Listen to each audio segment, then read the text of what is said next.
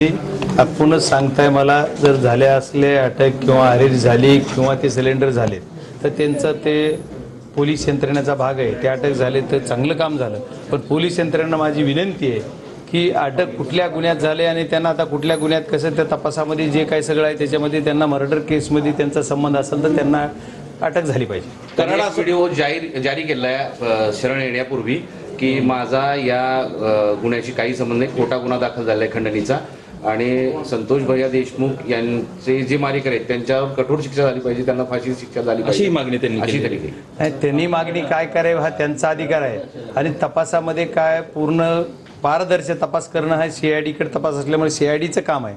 पण आता आपण सर्वजण माध्यमाशी बघतोय तर ते एवढा 23-24 दिवस डिक्लेअर करायला का लागले?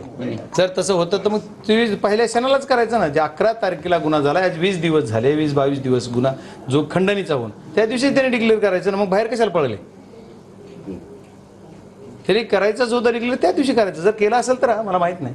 पण त्याच्यामध्ये त्यांनी एक वाक्य वापरलं की राजकीय वाल्मिक कराडला ठीक अटक झाली म्हणजे तो शरण आलेला आहे पुणे सीआयडी ऑफिसमध्ये, काय सांगत? ठीक आहे, मला आपल्याकडूनच कळतंय। मी माझी सकाळी 10:30 वाजतापासून मीटिंग होती।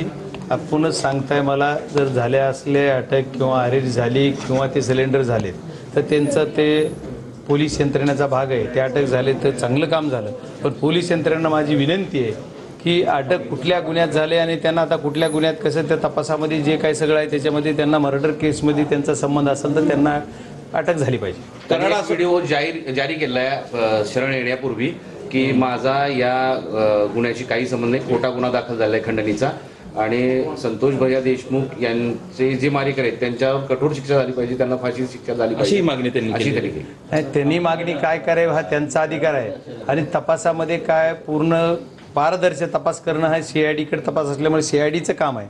पण आता आपण सर्वजण माध्यमाशी बघतोय तर ते एवढा 23-24 दिवस डिक्लेअर करायला का लागले? जर तसं होतं तर मग 23 पहिल्या क्षणालाच करायचं ना। जे 11 तारखेला गुन्हा झाला, आज 20 दिवस झाले, 20-22 दिवस गुन्हा जो खंडणीचा होऊन त्या दिवशी त्याने डिक्लेअर करायचं ना, मग बाहेर कशाला पळले? तरी करायचा जो तर डिक्लेअर त्या दिवशी करायचं, जर केला असेल तर मला माहित नाही। पण त्याच्यामध्ये त्यांनी एक वाक्य वापरलं की राजकीय वाल्मिक कराडला ठीक अटक झाली म्हणजे तो शरण आलेला आहे पुणे सीआयडी ऑफिसमध्ये, काय?